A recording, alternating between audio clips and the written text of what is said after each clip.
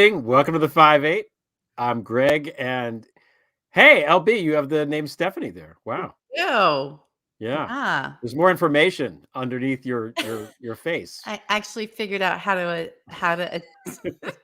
edit that, which I didn't know I could do this whole time. Okay, so we have a couple of things up front. We've got some good Yes. news and some bad news. I'll start with the Yes. bad news. The Yes. bad news is we had a Oh, really great. great guest booked, and our guest at the last minute had an emergency, so can't come. So that's the Can't bad news. come. Yeah. And then another possible and technical difficulties, and so Yeah. this is it. And then also for us, we will be off next week because it's summertime and everybody's Yeah. going everywhere, including us. That's not part of So the bad news. That's not part of the bad news. That's good news because it's I gonna think be that's good news. I need a I good break. The good news is you that need a now break, and I do too. the good news is that we can talk more. I know. Now I we don't know can if that's good separate. news for the audience, but, I we'll don't see. know, but There is a yeah, lot to talk listen, about. So this has been sort of a newsy I week, know. I think. I know. Um, what are you drinking before we start? What's I'm your having a Fresca. I That's it. Fresca? There's nothing wrong with a Fresca, I love a you know? Fresca. Yeah. I'm back to my Manhattans. I had Oh, some dalliances with other things, but my true love you here. did. And I want to make clear this is usually the only drink I have all week. When it's not like I have 7 of these and then come on No, the show. no. I'm not like George Papadopoulos, hanging out with Mifsud. Like Papa it's Dappa Ding okay. Dong. Yeah. Yeah. But it is nice after a newsy Friday to oh no, we can't say we We uh, can't say because we made graphics uh, and everything, yeah, and no, we'll no, be no. He serving. has promised to come back on, and it will Yeah, be yeah, great when he does. So we're gonna have to yeah. save it. You're just gonna have to trust us when we It's a say it good was a good one. guest. It was a good guest. Would have been a good this week, but that's okay. Yeah. You know, um, yeah, it's totally fine. I know. So, all right, I wanna spoil it, but I won't. Okay. yeah, Um, all right. So let's just um, dive in. Uh, fifth. I think this is it. Everybody should just shout out fifth at random times during the broadcast, and every time one of us shouts out fifth, whoever's watching the show has to drink. That's the there we go. rule. I Okay. just made it now. Yeah, That's a fifth. good Okay, dreaming. Oh my God, okay. this guy. Yeah, I get into my whole thing about this guy, but you Okay, go first. so should we start? Are we ready? Do you have the timer going? Oh, God, I'm forgetting everything. So I'm so spent. I don't know if everybody else feels this way. I really do feel like I worked a double shift or something this week, even though I didn't. I didn't work. I mean, I did, but it was all the news. It just wore me out again. I'm back in that mode. All right, here we go. We are going. All right, constitutional mischief. Oh, let's talk about her. It's Let's Ginny talk Thomas about her. time. It's Ginny Thomas time. We've Yeah. avoided this topic, I think, for too long. I think everybody's sort of gearing up to talk about her. Like our friend Moscow Never Sleeps wrote a piece about Ginny Thomas and Clarence and how investigating Ginny Thomas might lead to getting rid of Clarence by him offering to step down in exchange for her not being prosecuted. He wrote that last November, and oh my God, it's like a ship, a slow ship in the night, slowly getting to the point where the press is, oh my God, we have to talk about this fucking lady because here she Yeah. is stirring up all this mischief. And it occurred to me, and I wrote this week on Prevail in my piece about the Avengers. I kind of made an analogy about how Thanos, who's the villain of the Avengers, tries to chase down the 6 Infinity Stones, which give him Yeah. great power and the power to snap his fingers and kill half of all creatures in the universe.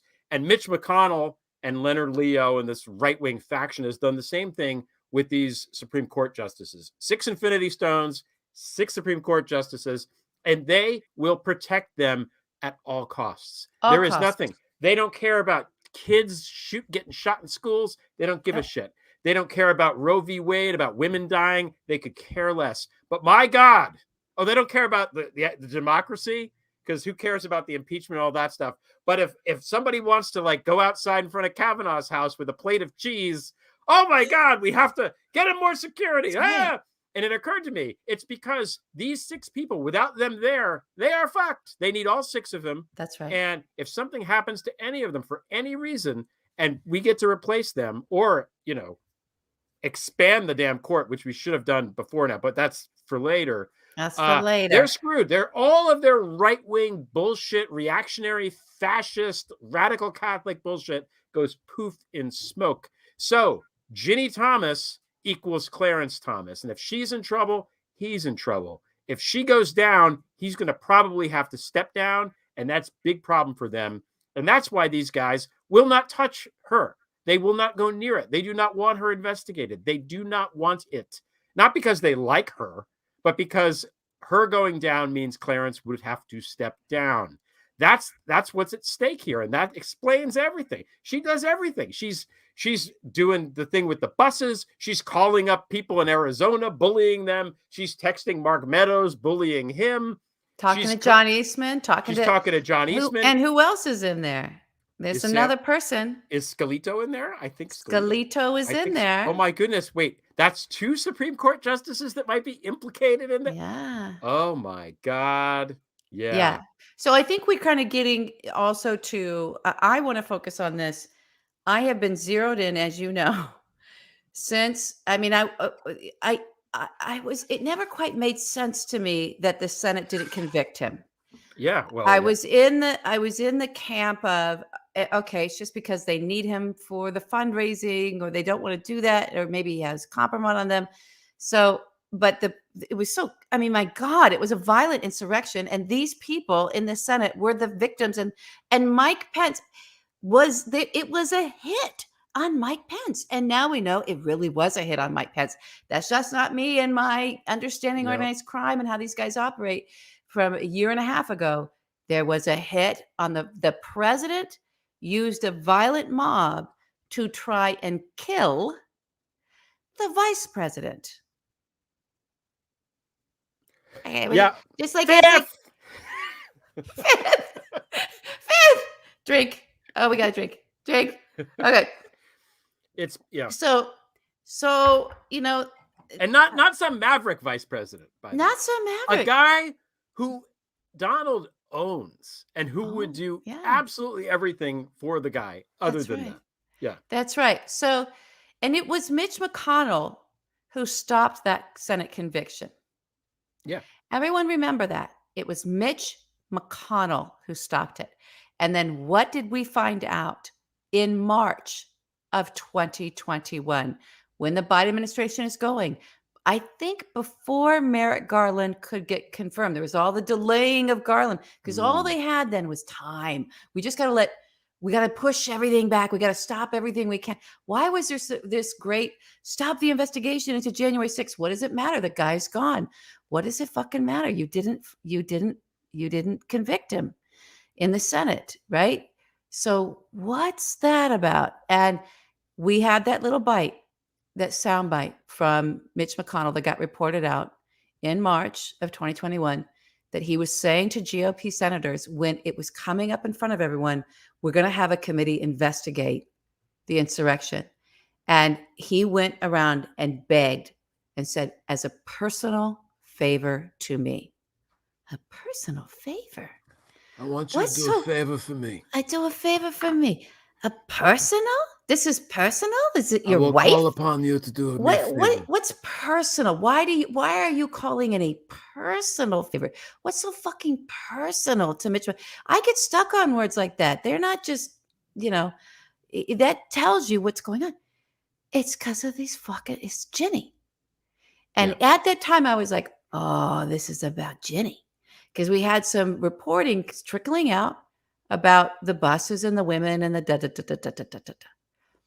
So Mitch McConnell has known all along that Ginny Thomas was probably since November, December, he knew. He probably saw some of these emails that were going around. He's very tied in there. He's the one who birthed this radical right court, right? We wouldn't have a radical court if it wasn't for Mitch McConnell.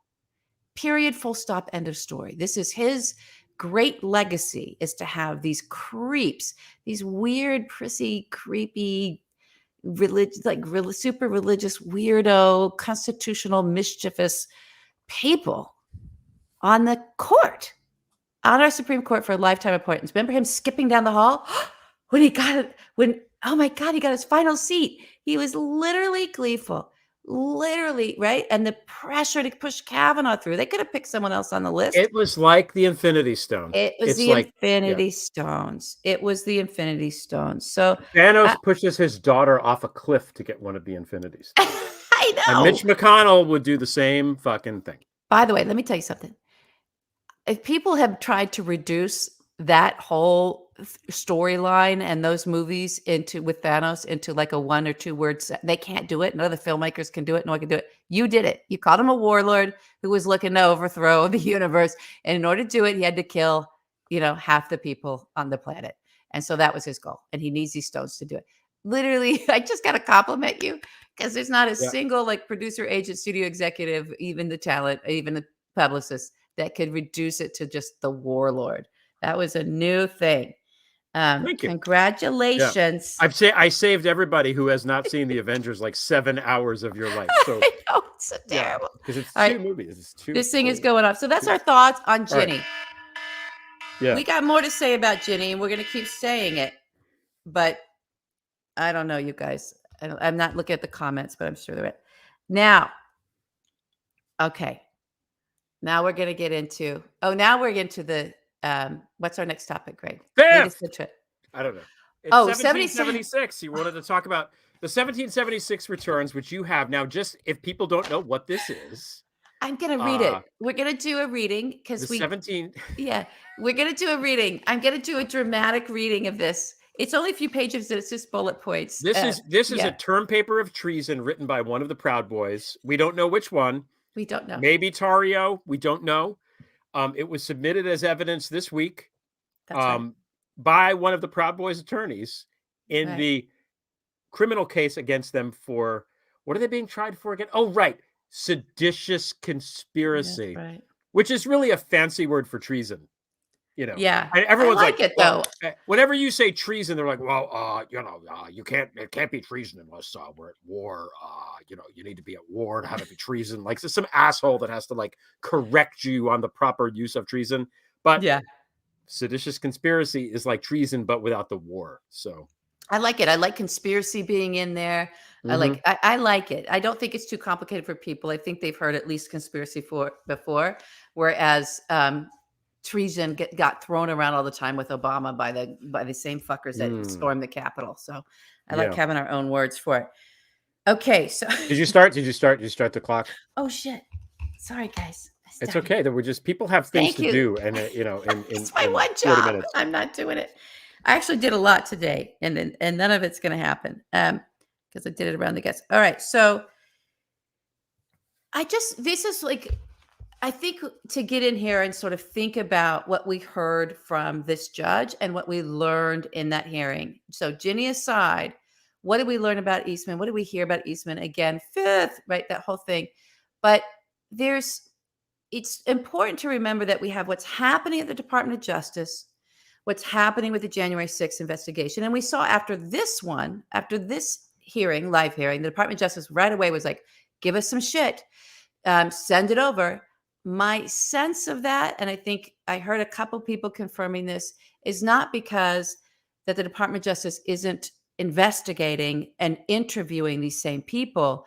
It seems that there might be something that they heard in some of that broadcast testimony that directly conflicts possibly or confirms stuff that they have in interviews for them making their case against one or more of these actors. So that gives me a little ray of sunshine, because who did we hear from?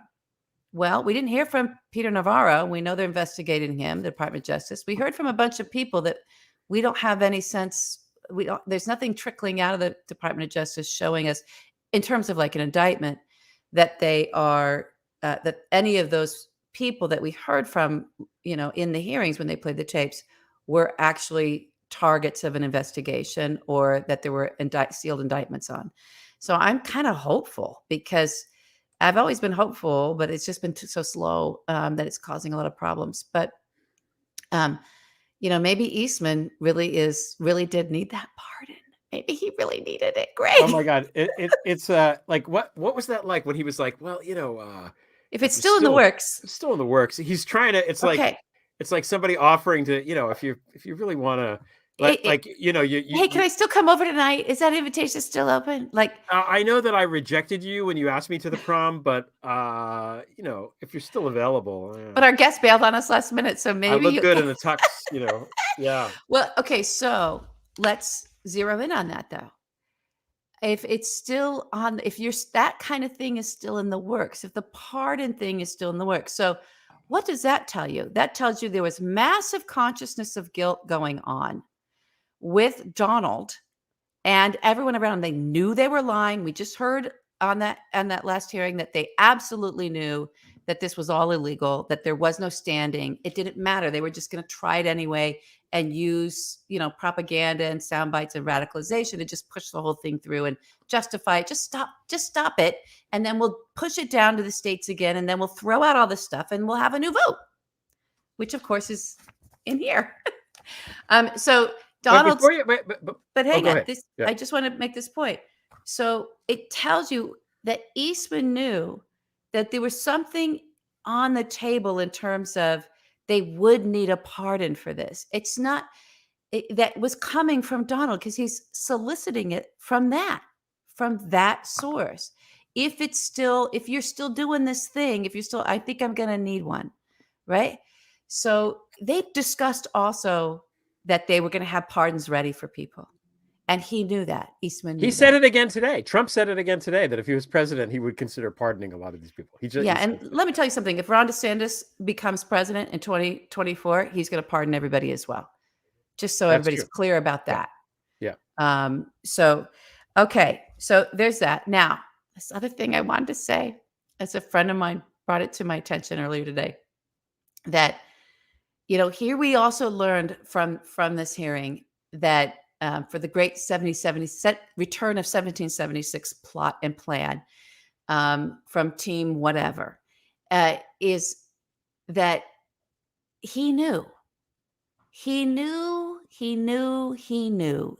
was doing. He knew what he's hearing. He was trying out all these things and getting, no, you can't. And he's like, well, yeah, I just want to do it. So we're going to do it. You keep telling me I can't do this. I know it's illegal. So what? I'm president. I'll just pardon myself. I'll pardon everybody else. Right. It's that, so what? Who cares? I'll just do it. I'll just do it anyway. You're not my friend anymore. Yeah. Right. Like that's the child we're dealing with and the gangster we're dealing with. But as a friend pointed out to me, if everybody remembers, I'm not trying to re-traumatize the audience. Go back to the 4 years of him and even the year leading up to in his campaign. And remember how many times we heard, never been done before. Oh, it's doing this thing. It's never been done. It's never been done. Can you believe it?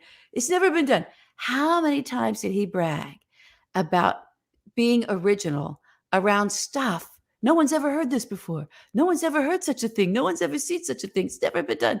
He constantly bragged about being the first, the original.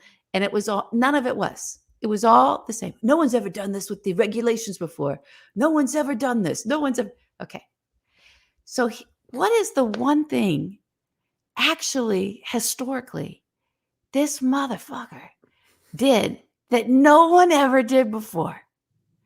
It was an insurrection. Yeah. He was a sitting president that incited an insurrection and attempted to overthrow the government.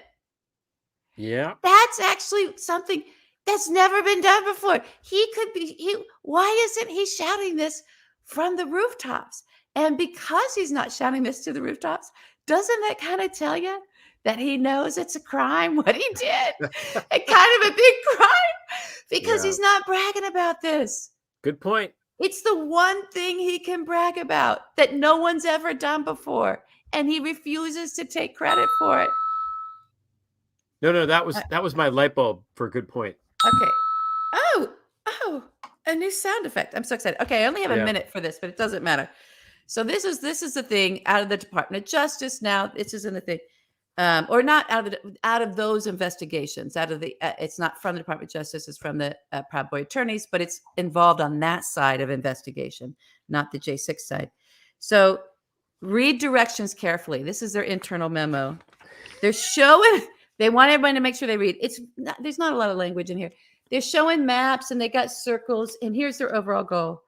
Fill the buildings with patriots and communicate our demands. To maintain control over a select few but crucial buildings in the DC area for a set period of time, presenting our demands in unity. Okay, now this is key. They did have all of the demands clear. You heard people on the day, the insurrectionists, the crowd, the rioters, you heard them saying this stuff. So this was circulating in these right-wing forums like crazy, in these Trump forums. And there's an attached list of demands. We'll go to that. We need as many people as possible inside these buildings. These are our buildings. They are just renting space. We must show our politicians we, the people, are in charge. I'll read more later as we get into it because the time is about to go off. But I wanted to make the point of this is the same kind of mischief. These people believe, and the Proud Boys were circulating this stuff amongst one another. They believe that they're standing in some kind of justification for what they're doing based on their interpretation of the Constitution and history. And it's all mischievous. It's all wrong. It's all just parsed together. It's all just this weird thing, these weird rationales and these bizarro arguments and plucked in pieces and stuff and jammed together exactly the same way that Eastman went about his plan, exactly the same way that Ginny Thomas went about participating in that as well. It's just all of this sort of language and hype, and they literally have hype men. There's a form that you can fill out in here so you can name your hype men, right? We'll get to that. But it's this thinking that we're just going to take the foundations of our own democracy and just sort of cobble it together, take it apart, cobble it back together in such a way that works for us and our goal and our aim, which is to get rid of it, and literally install ourselves as minority rule forever. So this is what that judge, who was choking up and trying to be real clear with what he was saying, it was like, this is not what the founders intended. It's not. So anyway, it makes me come back to it calls to mind. I mean, I think that all of what you just said could be summed up in one word. Yeah. Fifth. That's the word. Fifth. Yeah. Fifth Amendment. The irony of that document, by the way, is that on the last page, what they want is a new election, which we don't need, but what they want is an election without machines. That's just, they want hand-counted paper ballots. They want hand-counted paper ballots. Everyone wants hand-counted paper ballots. No mail-in, and in person with an ID and no vote. Yeah, we don't want that monitored stuff, by the National Guard. So they want a military. We don't want that stuff. But I noted the hand-counted paper. It was just like there is some common ground. One bullet point of common ground. Yeah. I think we need to celebrate it. Okay. So now it's time to do our thing that we do. Where the hell did it go? Oh, there it is.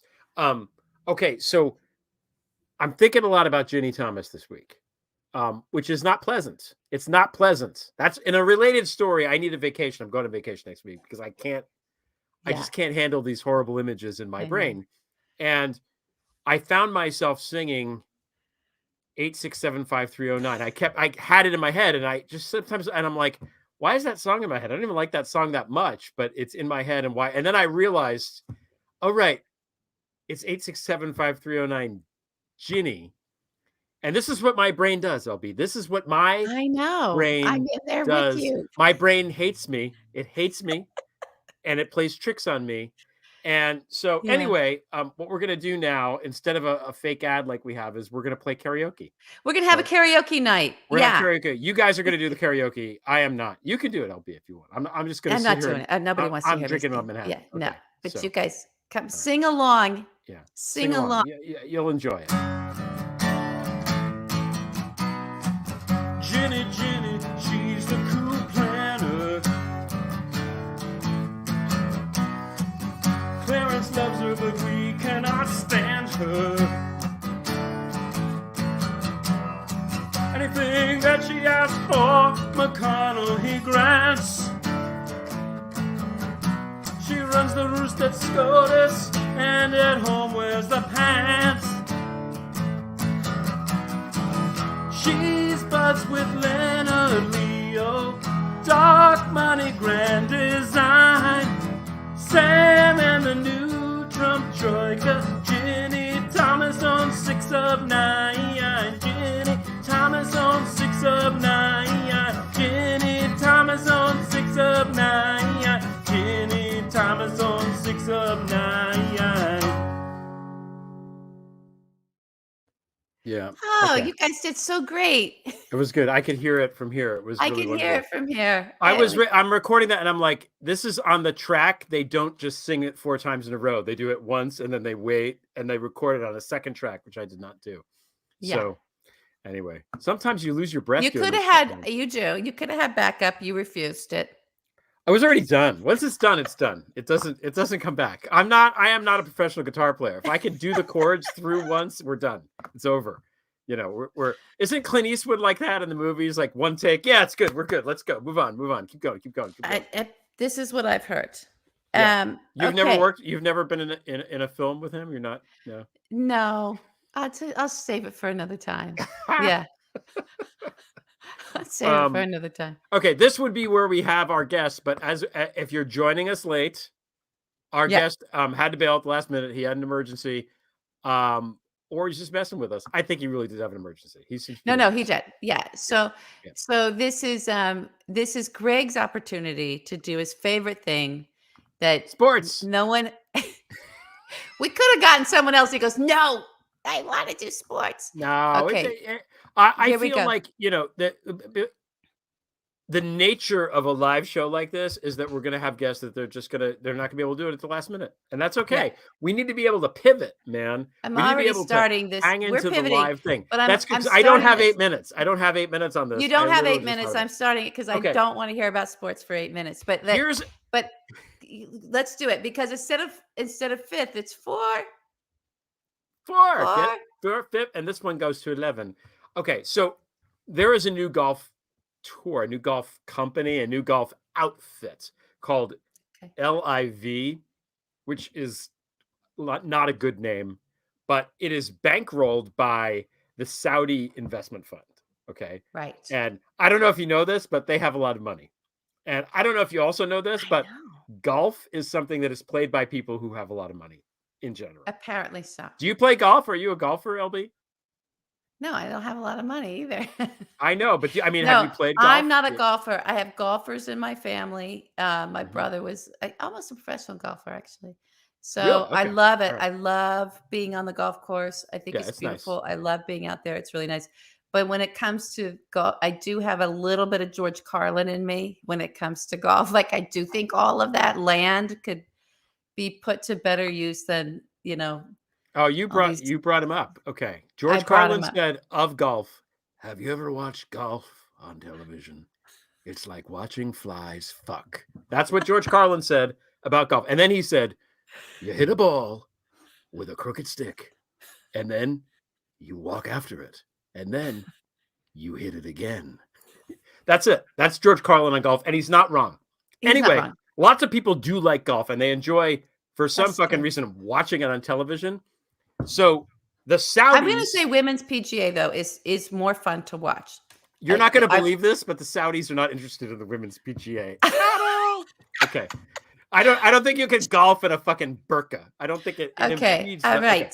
Anyway, so the Saudis have come in and they've uprooted this very stodgy conservative PGA tour by creating their own tour, and they're throwing money at these guys. That's like insane. Wow. Like I don't know what the finances are, but a guy like Phil Mickelson is the main, like, you know, he's one of these old hats of golf, and he's the main guy. Well, Greg Norman is the president of the LIV, the Aussie Greg Norman, who once, I think, if I recall, years and years ago, made bad jokes about really Tiger Woods. Not a great guy, this Greg Norman. Anyway, not a good track record there. He's like, oh, Saudi money, I'm in. Count me up. I'll be the president. What do I care? So it's interesting now because the Saudis come at these big name professional golfers obviously make a lot of money. They make millions of dollars, whatever. But the Saudis are coming at them like, hi, here's $200 million. Come play on our tour up front. Like I don't know what the numbers are. I'm not, but they're the kind that make you be like, wait, what? Even somebody that is a millionaire and is comfortable, and also like a lot of people that are millionaires spend money to go play golf. I don't think like Phil Mickelson spends money to play golf. I think he just goes where he wants. So they have this moral choice. They have their own courses. Phil Mickelson actually said to the media, well, he said, and I'm paraphrasing, well, I know they were kind of like involved in 9/11 and they chopped up the journalist, but, and then the PGA Tour is worse, and I'm going to stick it to him, and I'm going to do this LIV tour, whatever. And so it's interesting from a morality standpoint, because here are people who have to decide, what are you going to do? If the Saudis come for you and say, hey, here's $200 million if you do these things, and it's easier, and it's much less stressful, and it's much less work. And it's not in Saudi Arabia. The first LIV event was in Britain. What do you do? What do you do? Are they on Trump's courses? Oh, yes. Funny you mentioned that, LB, because you're not going to believe this, but the first couple of LIV events in the United States are at the Trump courses. So all of these maggots are going to go there, and they're going to be cheering on Phil Mickelson, which I'm sure will make him very proud. And that's something that's going to happen. Donald doesn't speak out against Jared ever, because Jared, I think, brings a lot of money in. All I'm saying is, look, I don't like golf. I like to hit golf club. I like to go to the driving range occasionally because it's fun to get the aggression out. I don't give a shit about I'm kind of more with the George Carlin thing. Okay. Yeah. But like, this is an important thing that's happening in the world of golf right now. It has upended the world of golf. Also, they offered, what Greg Norman said, some insane amount of money to Tiger Woods, and he told them to fuck off. So I know he's got a lot of problems with shit that he's done, but Tiger Woods was like, yeah, I'm good. Fuck you. Okay. So it's like the NFT thing. All right. So let's talk about that for just a second. Somehow you don't just get to Greg Norman, right? Or Phil Mickelson or any of these big athletes. They have representatives. So I'm very curious. Now I'm like curious to look into who's taken a 10% cut off of a $200 million deal that might think that that's something that's worth it. And in their, managing image as well. Maybe we'll look at that a little bit more. I'm interested.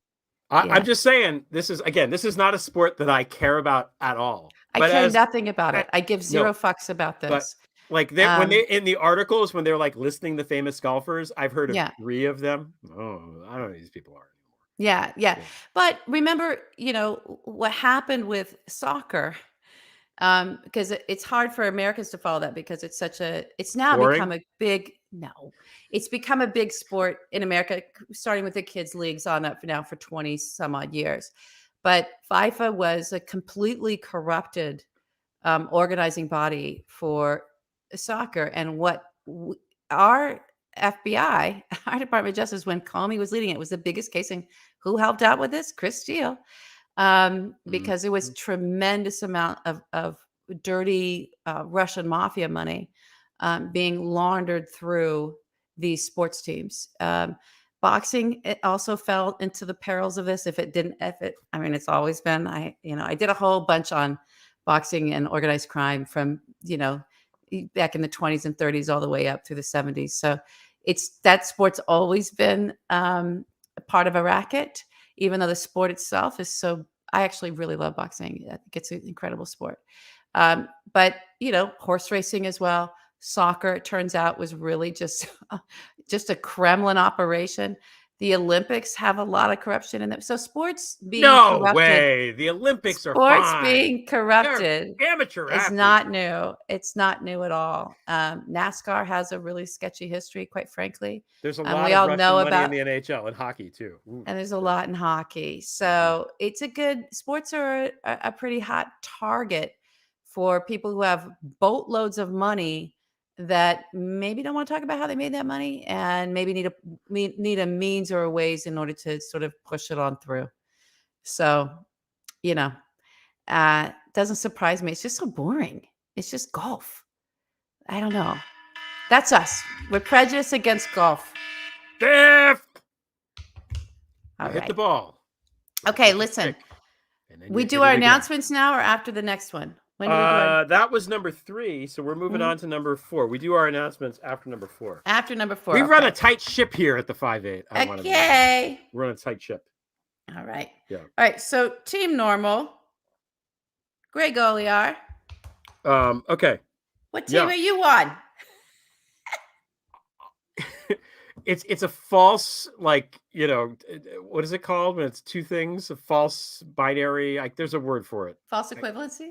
That's it. There's not just two things, but this was brought up by this guy Stepien. And again, first of all, that golf thing lasted 8 minutes and was more interesting than either of us thought. So good. Okay. Because we're like, what are we going to talk about 5 minutes before the show? I don't know, golf. Okay. So all right, so Team Normal and Pence. I do want to talk about. I want to get into that. Okay. Yeah. Stepien. Yeah. Which is that young guy or young-looking guy that had the baby, or his wife was in labor, and therefore she's going to be in labor for the next 6 months, I guess. And what happened? Is the baby here? Do we have a baby? I don't. I actually hope she's okay. In the world of sports, there was a guy named Stepien that owned the Cavaliers, and he was such a fucking awful owner. Okay.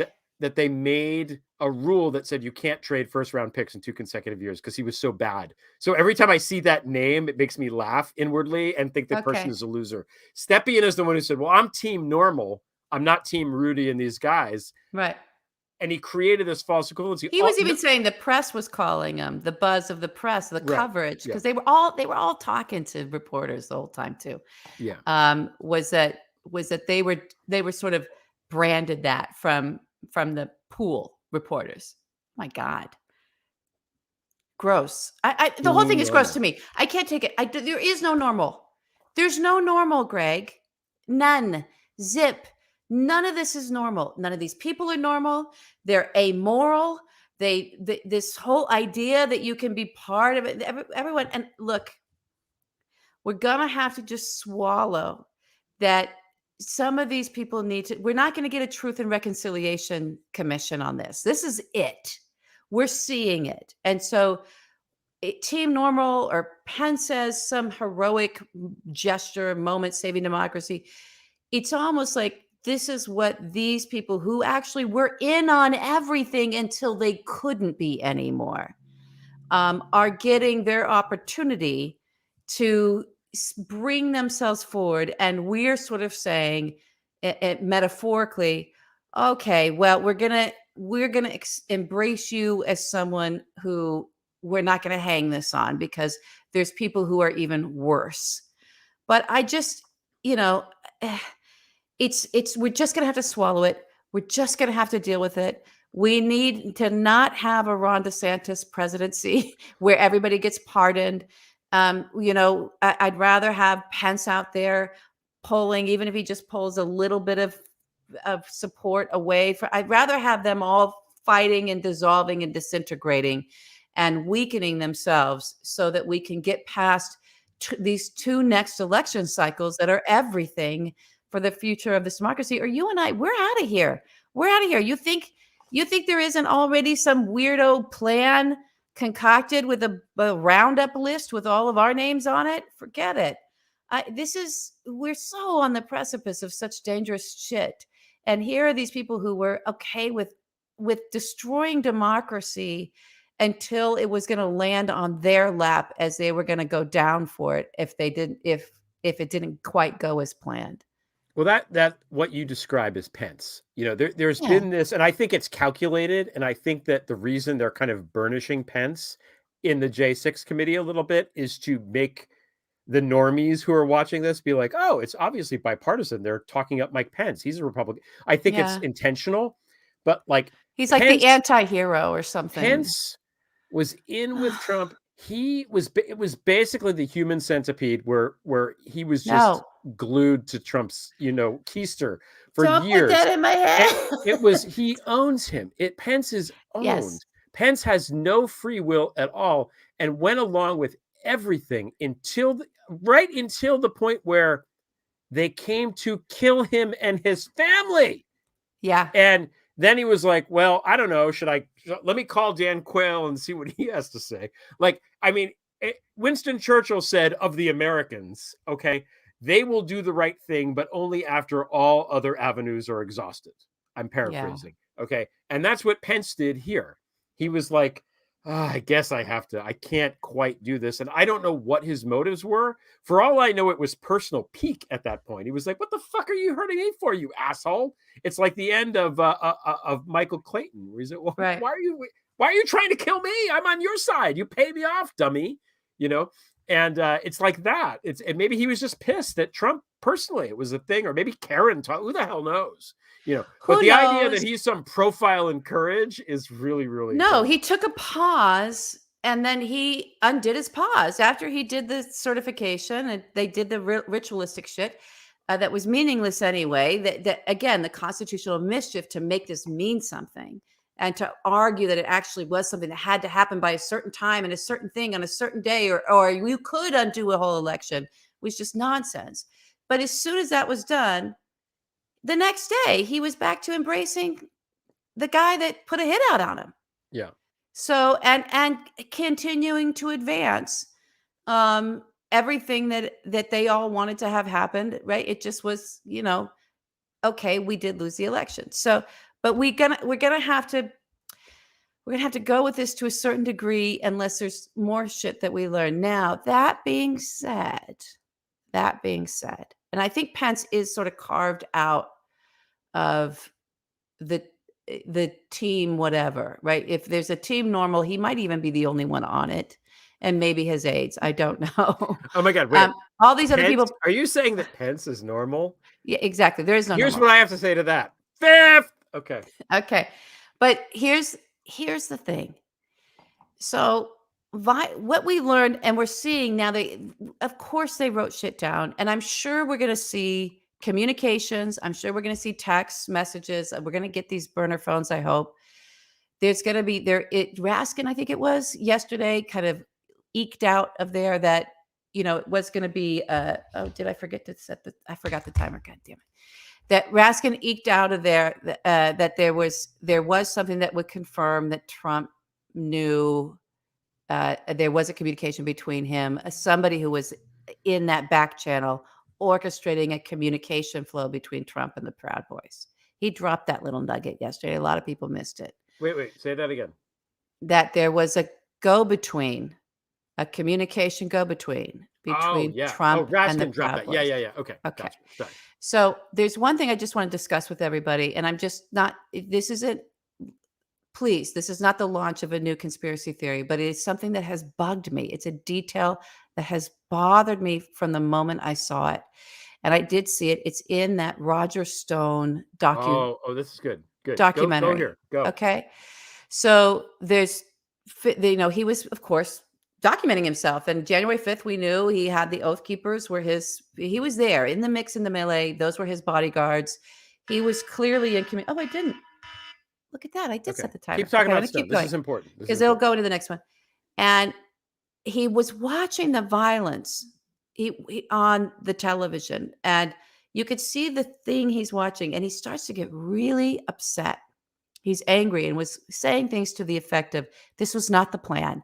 This was not so stupid. And you could tell he was like trying to contain himself from actually articulating what was wrong about what he was seeing.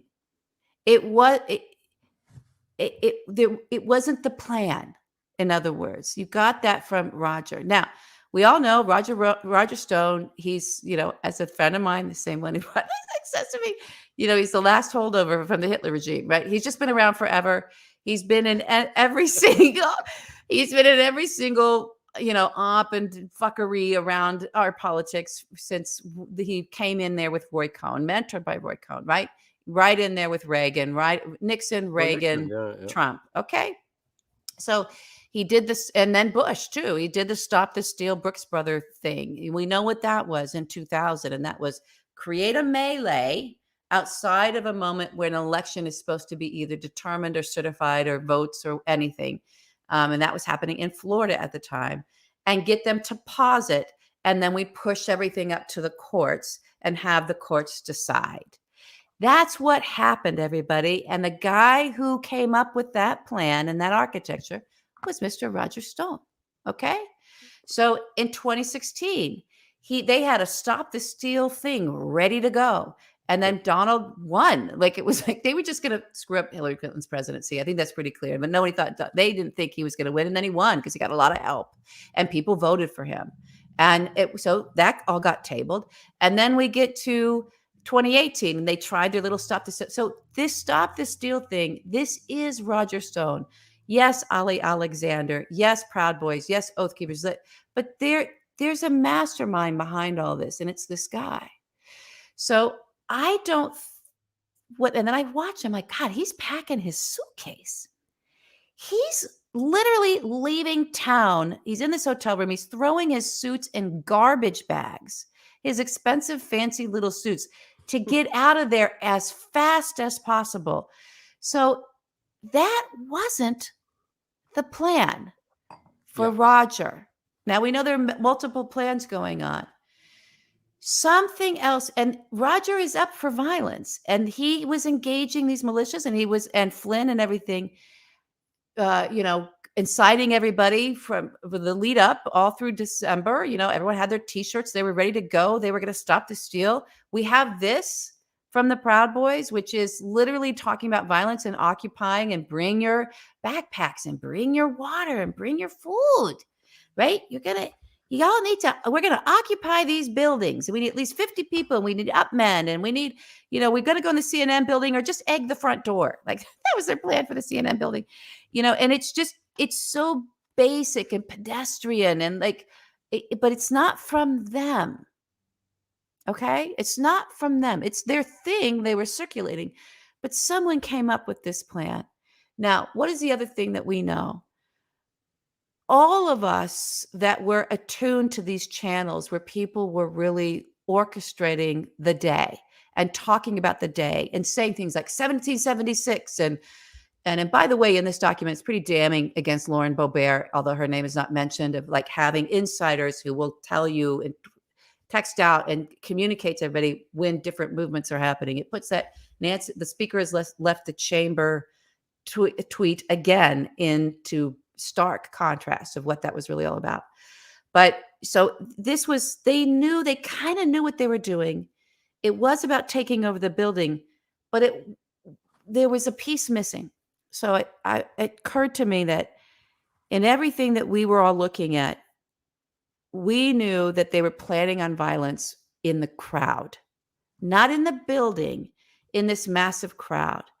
And because they were saying to everybody on all their channels, Antifa's going to be there.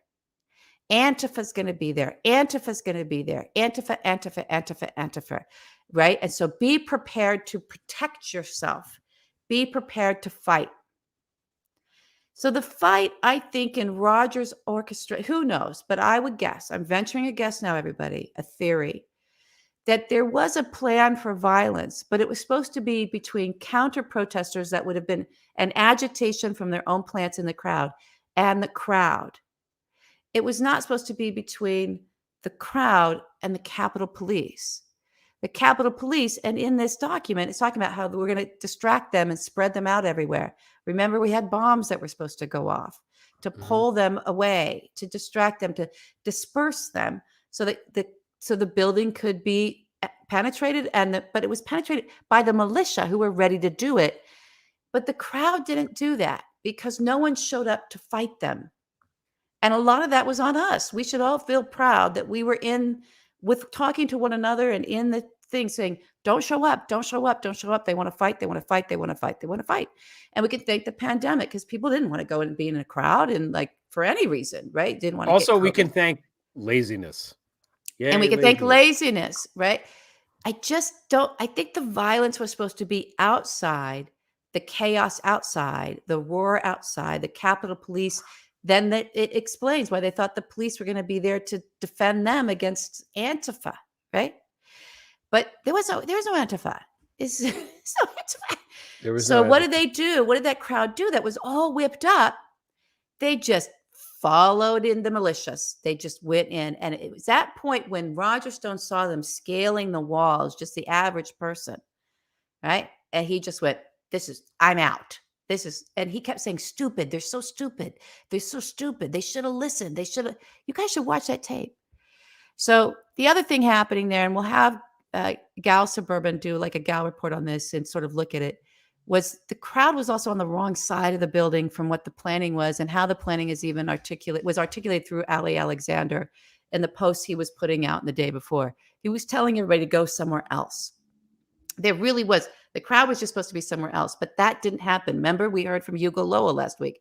There wasn't a stage set up. They were supposed to be somewhere else with Ali, but there wasn't anything set up. And I could see Roger saying, like, you guys failed in your communication. Maybe there was even fights that we'll learn about of, we had a Roger Stone going, I'm telling you, you got to communicate to people. You got to plan for this. You got to set up a stage. You can't just wave these things off. You need some way to get the crowd over there.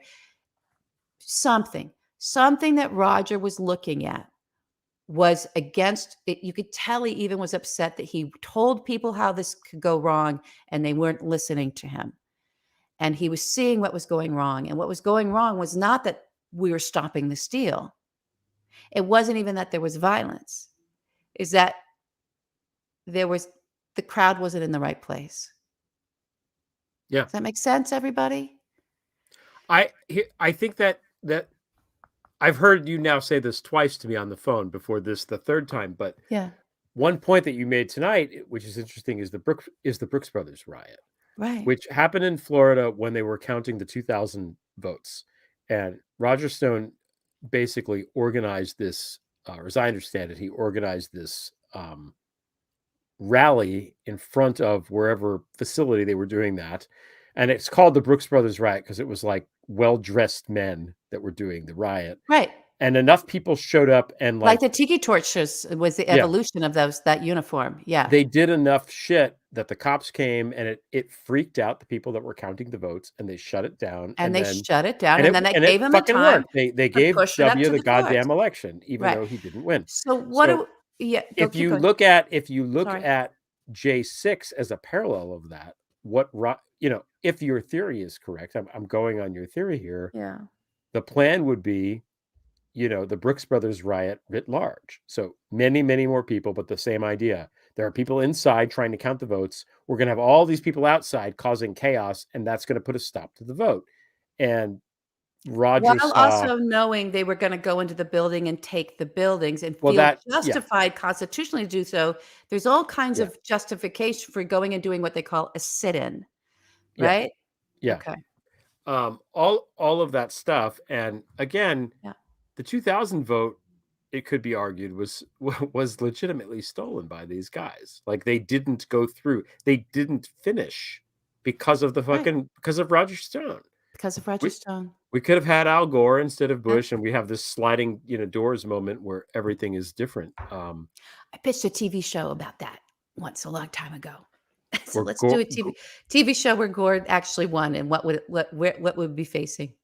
Certainly the rappers would have those stickers on all their albums warning that bad lyrics are being used. And I think all of that makes sense to me. And we'll see. I think it's like Stone is a critical figure. Stone is a critical figure in all of this, and him bailing. And also we talked about this privately. Roger Stone is smarter than everybody else that's involved. That's it. He is the smartest one of this whole bunch, easily, I think. Easily. Yeah. And what he was saying was he was literally cursing the stupidity. And it did not, if you really listen to it and watch it, it doesn't look like he's cursing the stupidity of the followers of the crowd. He's cursing the stupidity of the people I think that were supposed to pull off their part of the thing that didn't do it enough or correctly. The fact that it was left to Ali Alexander to tweet out, this is where you want to go. Who's going to follow Ali Alexander? I'm sorry.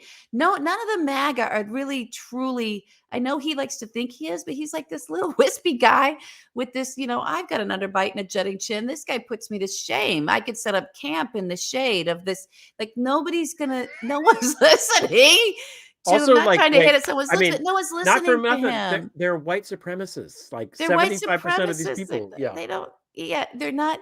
You're not the leader. And he kept insisting on being the leader. And he has his gross Paul Gosar and Andy Biggs and his congressman that he does car rides with. Apparently, he does road trips with. But it just wasn't going to be. You needed a different general. If it had been Don Jr., people would have listened. But maybe he didn't want to get his hands dirty in that way. Maybe he didn't want to be. Maybe Secret Service wouldn't. Maybe it was, no, we can't let you be in this violence that you guys are planning. Yeah. So I just whatever's going to something happen. more is going to drop there. I think there's going to be more shoes to drop there. As much as we all could see all this coming, thank God we warned people to stay away. Thank God people did stay away. But I just think there's more about the planning of that day and what they thought they were going to do in order to pull this off that we haven't learned yet. And certainly the committee keeps saying this, but I'm telling you, you can see the holes that need to be filled in with information of facts in the story and what was happening. And I hope those holes get filled in. I really do. Because we've got the frame still isn't quite right about what went down that day. It's still not quite. Yeah, we don't know not what the quite plan. right. We don't know what the plan was. I mean, and Yeah, something's missing. I don't think it's being conspiratorial because we're trying to figure it out. This is a Yeah. thing. We're taking data points, and Roger Stone getting mad and leaving is a very important data point. I think so. Any analysis of this event has to factor that in prominently because it's And why important. isn't the January 6th committee? They're like, we decided we're not going after Stone. Oh, here's Chunk. Chunk was mixed in with the 3%ers of Proud Boys. Yep, we're going to show that. Wait a minute. Here we go. Stone was mixed in with the 3%ers, Oath Keepers, Proud Boys, who were supposed to lead the invasion, but the crowd took over instead. Yeah, but something was happening in that leadership. I think they still did what they were supposed to do. They got into the building. Yeah. That was their plan. Take the building. They got in. Right? They didn't get into all the buildings. Yeah. They went into, everybody ended up in that building. It's very strange. Well, maybe we'll find out. Maybe we'll never find out. I don't know. Can we Maybe just say, since his name is on the screen, shout out to Chunk for these awesome graphics. Yes. Which we That's constantly get. We get more compliments about the graphics than literally anything else in the animation true. at the front of the show. Everyone's like, yeah, the show, whatever. But oh my God, the opening sequence. So I'm kind of joking. I'm really not even joking. That's No. It makes it. He professionalized us like that. He did. He made us look fantastic. really, We're very really grateful. good. Chunk, good job by you. All right, so it's 6 o'clock. I kind of ran into that last segment there because we just kept going. Did you? Do we that want was to do? Basically I think it's just the left of boom. Do you have left of boom ready to go? Did you remember the left of boom?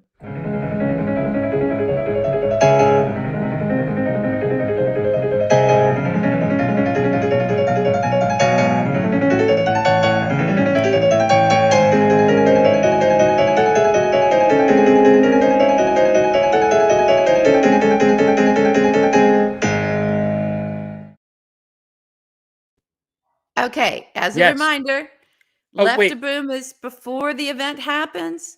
Boom is living through the event, and right of boom is too late. You got to adjust everything because now you're rebuilding. Right of boom is fifth. That's what right of boom. Fifth. That's what right of boom is. Take a drink. Yeah. Take a drink. Okay, so are we left of boom with our democracy? Are we full boom with it kind of the shift in the ending of it? Are we right of boom? It feels like we're boom, Greg, but you're kind of arguing we're left of boom. Am I? Because I put the question mark. You put the question mark. I guess. I think I think I might have gotten my left and my right mixed up. I think you got your left and your right mixed up. Okay, so here's what Greg and I want, and I would love for you to say something on this too, because I talked to the whole last segment. But here's what Greg and I want to remind everybody of. So we didn't elect Joe Biden just to make everything go back to sort of the way it always has been. There were big items that required this country to change. And that was the opportunity that was afforded at the end of the after that Trump presidency. What goes hand in hand with that was to have the opportunity to really seize on it. It meant putting down Trumpism. To put down Trumpism, boom as fuck. Hi, Jim.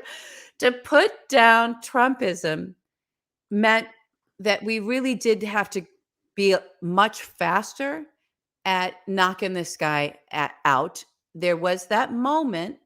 The Senate didn't convict him, but we still could have, and they delayed getting an attorney general in there, but there was a deputy attorney general where we could have and should have followed up on the 10 counts of obstruction of justice, what were outlined in the special counsel report. All prosecutors were saying, you can do this, you can do this, you can do this. And it just was allowed to lapse. So this sort of idea that, oh, we'll just, people forget about him and we'll just move on. And here, this very same crowd of people who were saying to people on January 5th and leading up to January, a couple of days even prior to that, before January 6th, do not show up, do not show up, do not show up, because we are watching the radicalization of Americans. We are watching those channels. We know what their planning is. We know what their intent is. We know we're in the grip of fascism, a fascist minority rule takeover of this country by our own neighbors, right? And the corruption that we're facing. So with the Trump administration and all the lackeys that are following on that, we heard that from that judge. He said it's Trump and his supporters and who might come after him. It's still a threat to this nation. He said it very slowly and very clearly. That's the threat. It's an ongoing threat. Clear and present danger. Clear and present danger. It's right. Clear and present danger. Sorry. That's okay. I was slothing there with you. So this is what we learned. This is also what we learned. We learned that, yes, we need to be affirmed and feel affirmed with what our call for action was for this incoming administration back in 2020. What we wanted, why we showed up in droves. It was to stop Trumpism. And also to do that, we had to kind of put it down. You cannot put this fascist wave down. And we know this throughout history. If your institutions are being corrupted from the top, okay? If the Supreme Court is being radicalized and corrupted, you cannot put fascism down. If the legislature is being overcome and corrupt by corrupt individuals with fascist intent, you cannot put the fascism down. Everyone can talk about as voters, all of our dreams and wishes and the big change that we wanted, whether it's get rid of all student debt or Green New Deal or whatever it is the thing that you want, really important shit, right? None of that is going to happen for us. None of that is possible for this country if we lose this battle to preserve our democracy. And it begins with, first and foremost, acknowledging and recognizing, as we did in the moment where Donald Trump was exposing all of these norms that we thought were hardened rules or hardened law. They're not. They were just norms. And he busted through them all. So where's the legislature, the focus of the legislative branch to make sure all that gets codified into law now, right? So that we don't have this fascistic takeover, because we are full boom. We're full boom. And we don't want to be, we're going to be right a boom. In the middle of the boom, there can be some stuff we do. But when we were left of boom was when Joe Biden took office. And the biggest fucking thing that could have preserved and just sort of codified our democracy, even more than the electoral acts that where people are trying to get to secure our elections. We see how important that stuff is right now, right? But what's more important than that? Because where's all that fuckery going to end up? Where did we start this show? Where do we know the Roger Stone's plan, his Stop the Steal plan? What's everything been about all this time? What are the fucking stones, right, that Mitch McConnell has been collected? The Supreme Court. There was a huge call for Joe Biden to reform the court. And on the campaign trail, he made a commitment and a process that he had a whole host of people who were going to look at that and what are some of the reforms we can do. And then inside the Hill, in the House and in the Senate, the Democrats lost the will. They lost the will to continue to pursue that, to look for Supreme Court reform. And now look what we're finding out. Look at what we're finding out. This radical court run by Mitch McConnell, Leonard Leo, and Ginny Thomas, with its corrupted radical attorneys crafting crap that it can just literal constitutional mischief crap that they can put into the channels to push up to the radical court so the radical court can make the decisions that literally cut off the head of our democracy. Just revert us back into an autocratic, kleptocratic rule. We're serfs to them. Okay? That's what's at stake. That's it. There's nothing you want, nothing anybody wants to change to happen for this country, universal health care. None of that is going to happen if this court isn't reformed. Period. We need expansion. We need new seats. We need to look at these people that are in there that actually do need to be impeached. We need to be bold here. And I think we missed it. I think we missed our opportunity. I do. And it was a promise. It's the one campaign promise that I don't hear anybody raising their voice about. And it was the only one that I cared about. It's the only one I cared about. Because that's the threat. That's the coup. The coup is the court, is the Supreme Court. The people who have been behind these politicians who are all in on the coup, the money pouring in to support the coup, are all the same people and the same money that has made it its goal when they're back in the CMP, back in the, you can keep rolling back time and you find the same players and the same playbook. And what has been their singular focus? Their singular focus has been the Supreme Court, having unbreakable majority of the Supreme Court for their minority rule. Yeah, that was great. Yep. Bravo. Do I have an applause thing here? That was a quality rant, LB.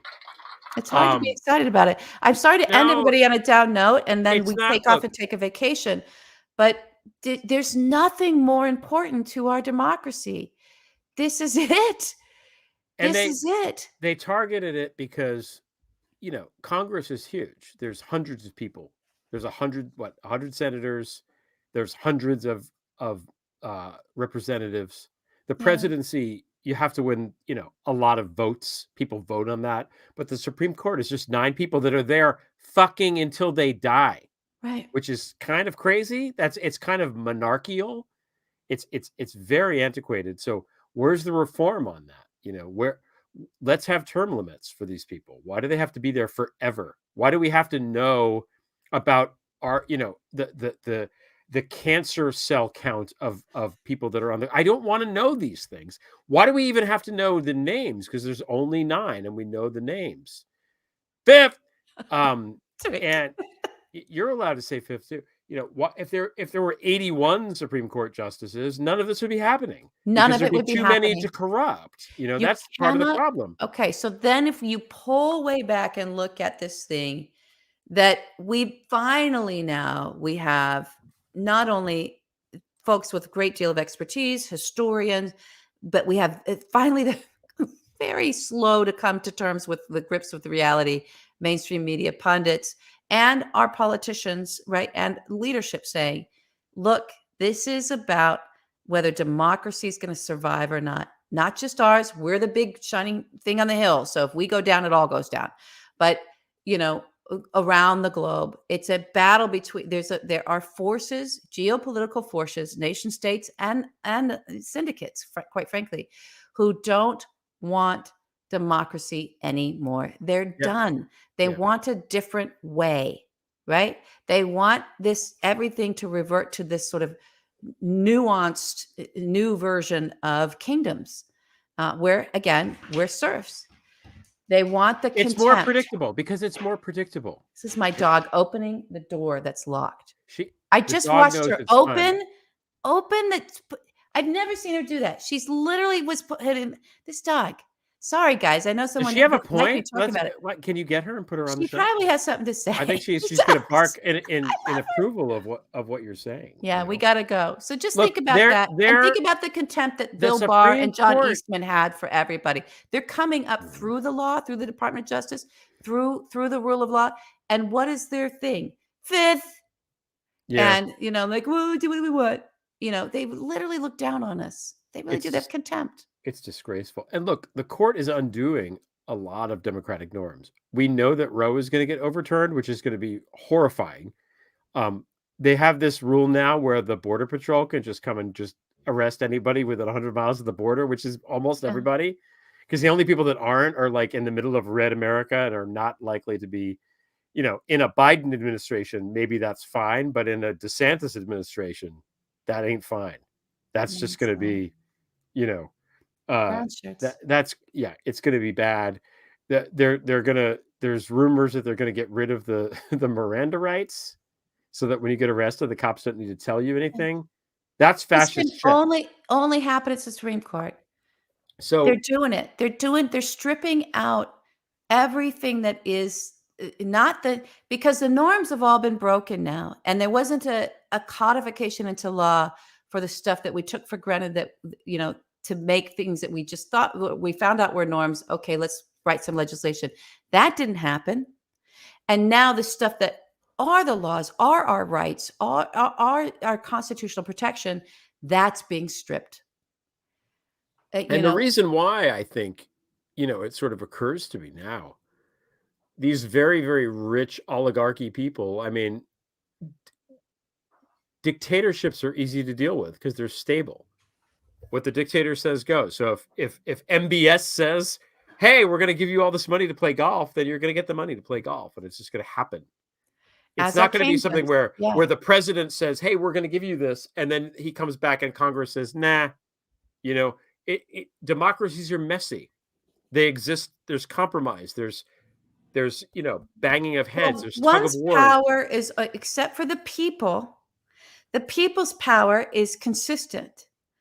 The power of the elites, which they are all convincing everybody else is not them, shifts and flows, right?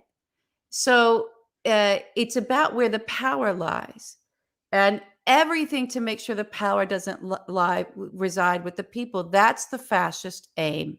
Yeah, that's how you're living in an autocracy. This is how is that the constant is not the people and the people's power. The constant becomes the power of the king, the power of the ruler. That's the difference. And so we're full boom. We're full boom. What we are is fifth, I think. Okay. Yeah, we're fifth. This show is called This One Goes to 11, and we never even brought up This One Goes to 11. So, oh my God, This One Goes to 11. This One Goes to 11. And I had a guest that will because something might go to 12. So we have another great guest to pull in on this theme. We're trying to do all this stuff. So yeah. And if anybody doesn't know what that means, I don't even know what to tell you. But we don't know what to tell you. You're watching the wrong show. It's from Spinal Tap, and yeah. That's all I'm going to say. It's famous. I'm sure it's on YouTube. Okay. So, wow. Okay. We're at 1 hour, 17 minutes, almost 18 minutes. So it's good we didn't have a guest because we talked a lot, which is fine. I think it's okay. Let's talk. But I don't think we should. I think we should stop talking now because people have shit to do. It's Friday night. Everybody's going to do their Friday night routine, which for me will be just going to bed soon. Because who goes out on Fridays? I never went out on Fridays. I went out on Thursdays and on Saturdays. I did. Friday, I collapsed. I always Yeah. collapsed at home. It's My always been that. dislike of going out on Friday extended to disliking people who went out on Friday. Oh, Yeah. So that's how I feel. So again, I want to thank everybody for watching the show. We always have such great comments. It's really fun for us, I think, as the host of the show, to see everybody chiming in. And I'm sorry we can't always get to everybody, but I'm trying to read everything as we go here. We do appreciate it. Thanks to Chunk for the great animation. As we said, he came in and did some emergency animation, which we wound up not using because of our guest. And that's stop okay. it. It's fine. We'll have our guest back. Stop talking about the guest. Okay. Fifth. Fifth. I'm calling fifth. All right. So I guess that's it. Oh, did we do announcements? I don't have any announcements. No, we have an announcement. God, oh my God. What's I can't your believe announcement? we rolled past the announcements because I'm always lost on when the announcements happen. So the there's announcement no, is, and people may have seen it on Twitter, is that Stuart Savray is in the US of A. Yeah. So this was a big Herculean effort, and we're just so happy that he is here and enjoying some breathing time, and hopefully getting some rest. And whenever he feels comfortable, I hope we can talk him into popping in. And if you don't know who that is, this is a dear friend of ours who was ended up being a political prisoner on the Isle of Jersey because he was exposing a lot of the corruption and everything going there as a former senator. And so he had a very rough time of it there, and hopefully he's having a nice little restful break. So I want to thank everyone who helped in that. Stuart Savray is the greatest guy ever. Stuart Savray. Now he's out of Jersey. I don't know how he's surviving. I'm glad he's not in Jersey no more. I know. And in the process of doing all this, we're like, okay, we gotta at least get him to New Jersey. And so that's your job, Greg. That's your job. You're gonna drive him to New Jersey. We'll take him on the Sopranos tour. Okay. Yeah. All right. I think that's it. That's our show. Good night, everybody. Hey, happy Father's Day to all you fathers out there. Herschel Walker et al. Happy Father's Day. Yeah. We'll see you all. Not next week. We're off next week. Vacation next week. We're off Even next though week. I realize the last J6 thing is Thursday, and then we should have a show on Friday. But you know what? What are you gonna do? Every time I go on vacation, something crazy happens. So that's why you go. So when we come back, we know great. There'll be lots to talk about because every time you do take a break, big things happen. So we're doing this for the people. We are. We're doing it for you. Okay, everybody. Have a great weekend. Okay.